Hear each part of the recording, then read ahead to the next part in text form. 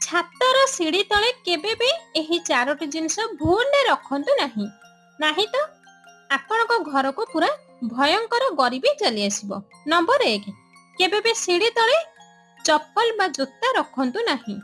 ନାହିଁ ତ ସେହି ଘରେ ଆର୍ଥିକ ସଙ୍କଟ ଲାଗି ରହିବ। ନମ୍ବର 2, ସିଡ଼ି ତଳେ ହାତ ଧୋଇବା ବେସିନ୍ ଲଗାନ୍ତୁ ନାହିଁ। ନାହିଁ ତ ସେହି ଘରେ ଧନ ପାଣି ପରି ବାହାରକୁ ବୋହି ଚାଲିଯିବ। ନମ୍ବର 3, ସିଡ଼ି ତଳେ ଭୁଲରେ ବି ପୂଜା ଘର, ବାଥରୁମ୍ ବା କିଚେନ ଘର କରନ୍ତୁ ନାହିଁ। ଏହା କରିବା ଦ୍ୱାରା ଘରେ ରୋଗ ଆସିବାକୁ ଲାଗିବ, ସୁଖ ଶାନ୍ତି ଚାଲି ଯାଇଥାଏ।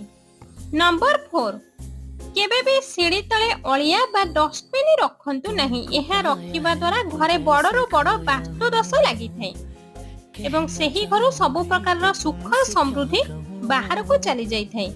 ତ ଏହିଭଳି ଭିଡିଓ ଆଗକୁ ଦେଖିବା ପାଇଁ ଆମ ଚ୍ୟାନେଲ ସହିତ ଯୋଡ଼ି ହୋଇ ରୁହନ୍ତୁ। ଭିଡିଓ ଗୋଟେ ଲାଇକ୍ କରି ଚ୍ୟାନେଲକୁ ସବସ୍କ୍ରାଇବ୍